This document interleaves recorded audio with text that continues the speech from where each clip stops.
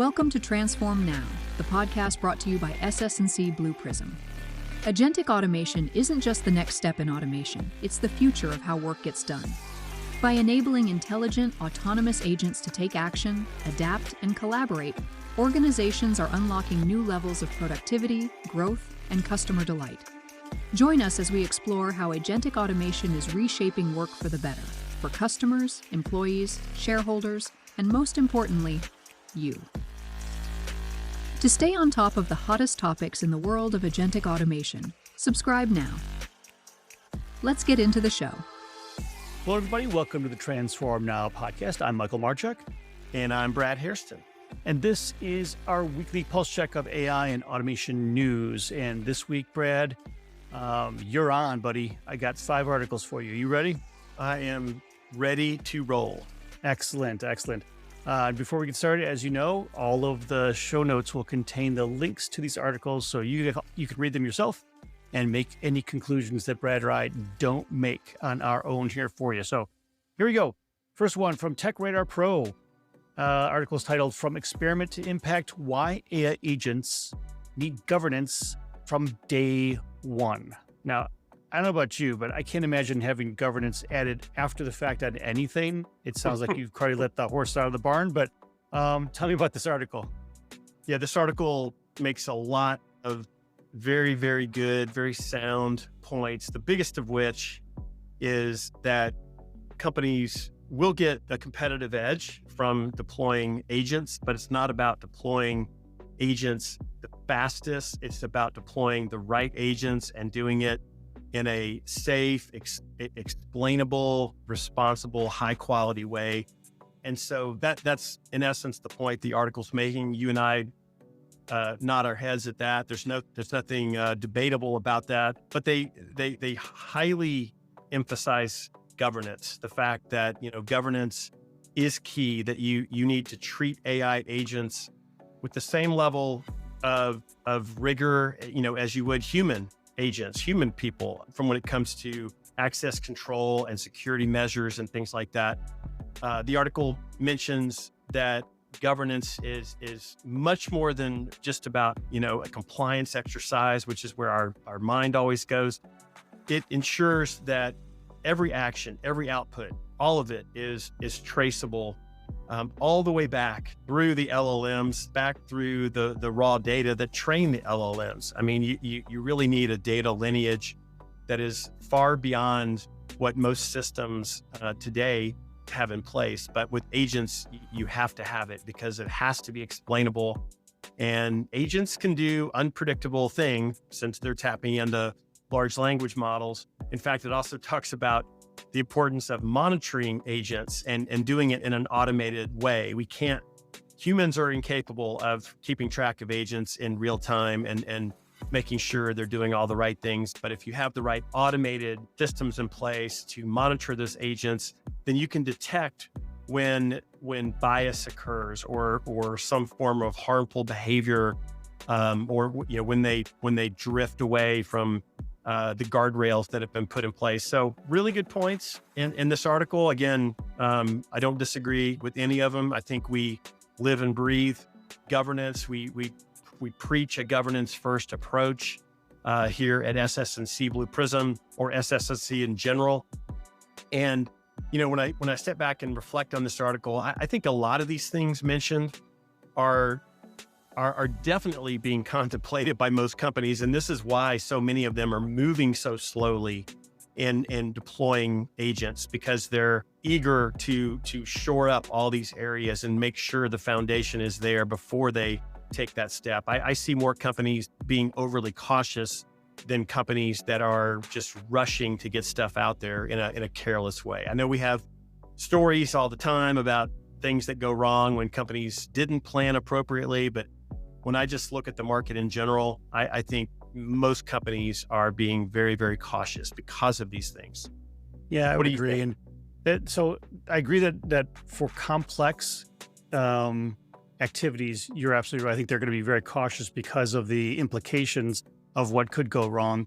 I can imagine somebody looking back at the log after something terrible happens, and sure enough, there's the the output log from the agent saying in their chain of thought, let me think about this a bit. Yes, I think this database doesn't make a lot of sense. I'm going to delete it, or something along those lines, where it doesn't necessarily further the cause and maybe causes issues that are unrelated, as you said, to compliance. So these are definitely things that organizations need to take into account. And when you're using a public LLM, very unlikely that you're going to get access back through the data that's trained those particular things, especially as we've mentioned in some of our past calls here, that some of that data is pirated from books that were stolen from across the internet. So anyway, I'll move on. Our next article is from Retail Dive. This is probably something that you are definitely subscribed to, Retail Dive. Yeah. That article is called Amazon Taps Agentic AI to Help Sellers Manage Inventory and Shipments. And this is really an application of AI and agentic AI. And I think we're going to see a lot more of this related to platforms and vendors who are rolling out agents as part of their service offering to allow their customers, in this case, the sellers, to be able to be more effective and efficient at what they do on their platform. So walk us through this one.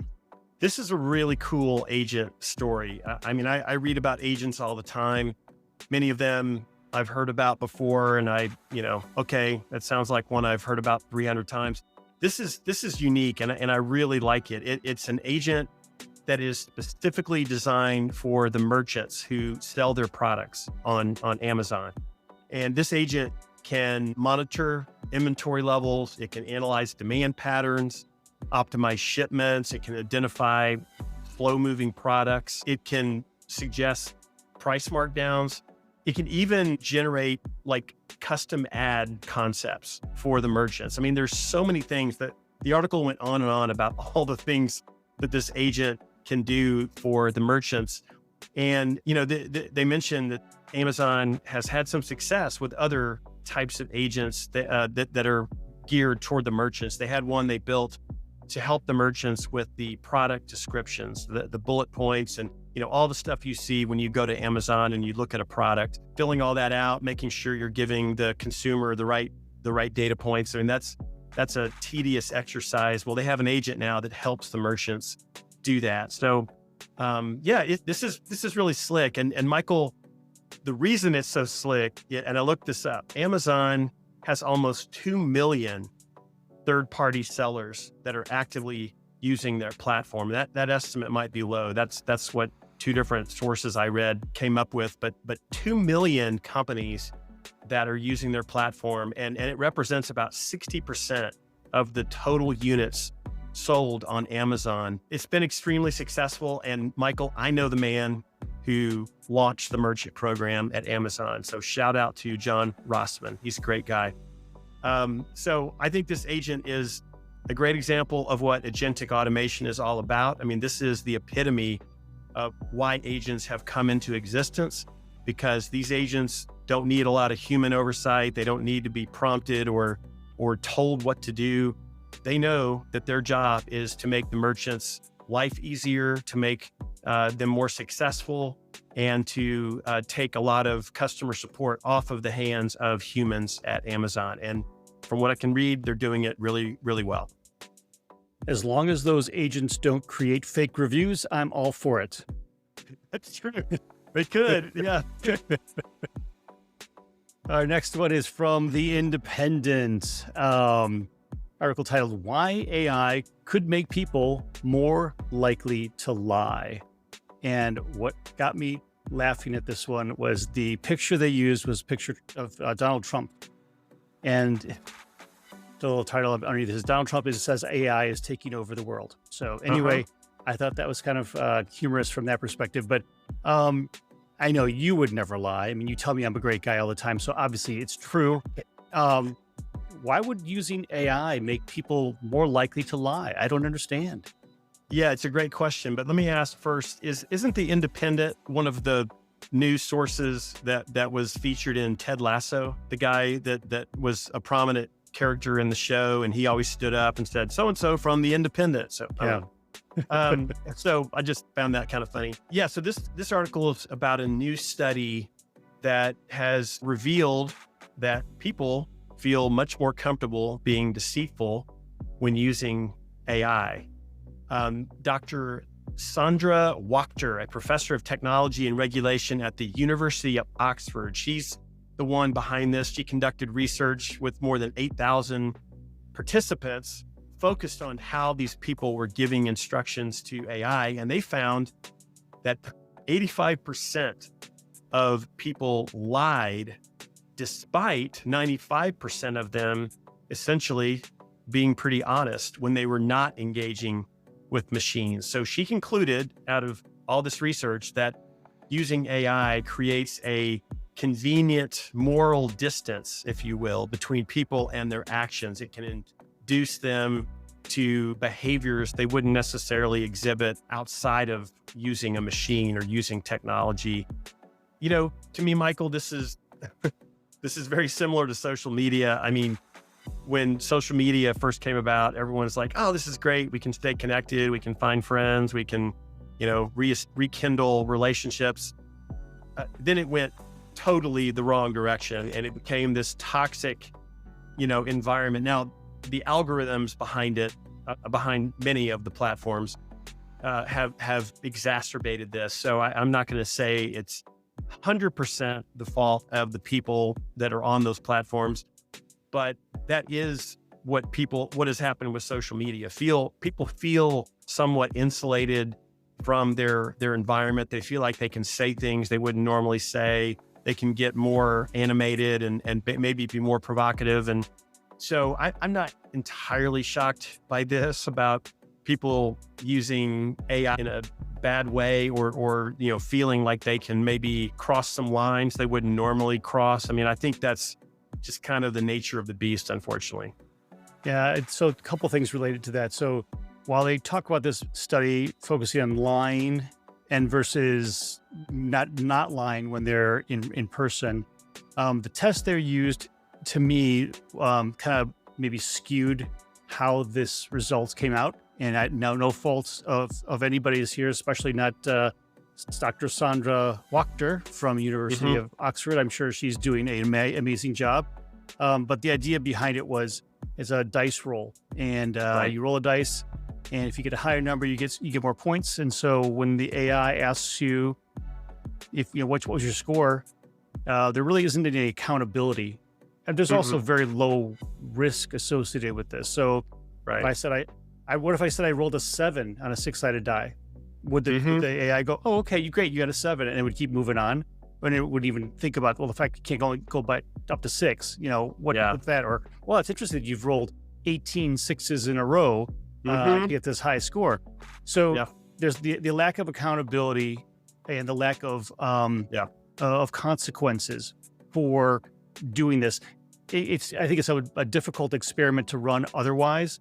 To get some consistency, but I think that's part of it, is that there really wasn't anything behind it either way. Whether you lied or didn't lie, you walked away and nothing happens, whether you were perfectly honest or not. So, Michael, that was a challenge for me.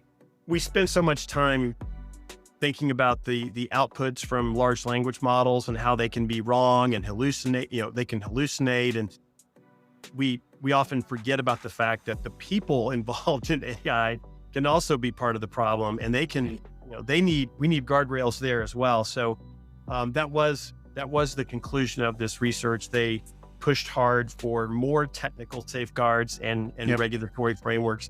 No surprise there. We agree with that. I mean, we have spent a lot of time and money and effort to build the AI gateway at SS&C, which helps us make sure that AI is being consumed in a safe and responsible, protected way. So this is yet one more aspect of the world of AI that we don't talk about as much, but it can drive humans to do things that are a bit unexpected. That is for sure. So as we talk about governance and potential threats from AI, let's go to our next article from Business Insider. This one is another one I think would be very interesting to talk through here. Anthropic co-founders say the likelihood of AI replacing human jobs is so high that they needed to warn the world about it. Okay, so these folks here are building the systems and now they're ringing the bells. saying that, yeah, we better think about this a little bit more. So tell us what Dario Amodei had to say about this. I think it's a pretty noble thing. The fact that the co-founders of Anthropic, Dario Amodei and Jack Clark, think that AI replacing humans is likely enough to happen, that they really feel the need to warn the world about it and speak honestly. I mean, I do give them credit. They didn't have to do that. They could just sit around and count their money and that kind of thing. But the fact that they're doing it and they're being somewhat, I mean, they're doing it loudly. They're making some pretty bold statements. And in fact, Amodei in May of this year said that he thinks AI could eliminate half of all entry-level white-collar jobs in fields like law and finance and consulting, all within the next 5 years. And he says, this could drive unemployment up to 10 to 20%. And just for reference, in the COVID, the U.S. got to about 14.7% unemployment. So that's certainly at COVID levels. But if you get to 20% and higher, you're getting up to the Great Depression. I mean, that's the highest level of unemployment that our country has ever faced. So that's pretty dramatic. Now, he counters all of this by saying, and the article captured this quote, that he thinks there's a 25% chance that AI will go really, really badly, but a 75% chance that everything will go smashingly well. Let's go back to that. Let's go back to that last article and just roll the dice and ask AI what it rolled. Yeah, I mean, it's funny how they want to warn everybody, and then they say, yeah, but there's a 75% chance that everything will go great. Yeah. So where my mind goes with all of this, Michael, is I think we've talked about this a lot. We need to, I think, dramatically rethink the way we educate kids during the pre-college years and also during the college years. So even rethinking the disciplines that we're teaching. I mean, the world has changed dramatically, but it still feels like too many higher ed institutions are acting like everything's the same. Come get an accounting degree, come get, they continue on and they feel like, life continues as is, but there are some that are starting to integrate more lines of discipline and more teaching around practical, adaptable, like critical thinking skills and things like that. But I think we need a much bigger shakeup. We need more programs, more AI literacy woven in, more AI-based programs. I mean, there really are new occupations, new jobs, new roles that are cropping up every single day. We ought to be preparing the next generation of the workforce for those roles. And I just don't see enough evidence to make me feel like we're doing that. I think some of that has to do with the speed at which all of this is happening. Yeah. Generally speaking, for a core curriculum to even get approved by a school board, you're not talking months, you're probably talking years. And we're having AI capabilities change weekly. So getting to that point, there's a definite need for it. I think it's going to be tough just because people don't move that fast, especially people who need to be educated on how this is going to work and how things are changing. Because at this point in time, you can say, well, I'm not really seeing it right now. Yeah. And the problem we're going to have is by the time you do see it, it's going to be too late to have to go back and try to do something about it. So there are definitely things we need to do. The other thing that struck me too with this, so Anthropic co-founders are talking about this. OpenAI founders are talking about this. I heard the other day. This is not new. So when Sam Altman and these guys are out going saying the same thing, like, hey, there's a small chance that this could go really wrong, but you can't say for sure. So it's just a percentage chance, right? But the fact that they're openly talking about it is very interesting. Yeah. So definitely. So speaking of someone who openly talks and a lot of people listen to, we'll go back to the Independent again here. and talk about Elon Musk, shall we? So this article is Elon Musk says the next version of Grok will be AGI. AGI being artificial general intelligence. Yeah. So we had two other founders of companies who are building AI sounding a bell about the alarms. And then we have Elon Musk talking about Grok saying, yeah, our next version might be AGI. So what do you think about that? Yeah, so Grok 4 has reportedly outperformed many of the rival AI systems at problem solving and open program synthesis tasks. And so Elon comes out of that saying, well, XAI really has a chance of reaching AGI with Grok 5. So it will essentially, match or surpass humans at all cognitive tasks. This is a pretty bold statement. Grok, according to Elon, has he describes it as the smartest AI in the world, better than PhD level across every subject. And the irony here is pretty thick because just 8 months before the launch of Grok, which was about a year after ChatGPT, Elon wrote an open letter, threatening or asking that all of the AI companies suspend their research and their work because this is a huge potential threat to humanity. And it wasn't just from him. The letter was co-signed by Steve Wozniak, the Apple co-founder, and then some people at Google DeepMind. So now, 2 years after launching Grok, he's all in on AGI. He's not worried about it at all. Quite a turnaround. I think maybe the letter was more his disgust at OpenAI, deciding to go profit and for profit and, him not being a part of that. But yeah, he's 100% on board with AGI, and he's thinking that Grok 5 will be the first platform to get there.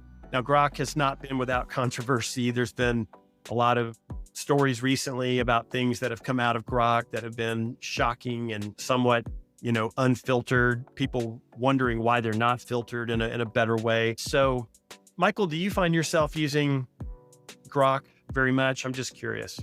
Yes, I use Grok often.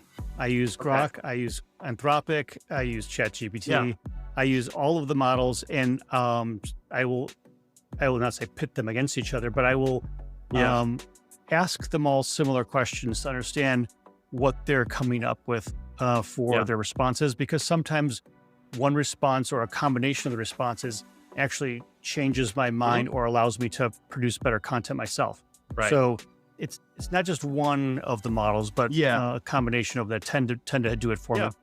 I use it a lot myself. I think it is very good, very powerful.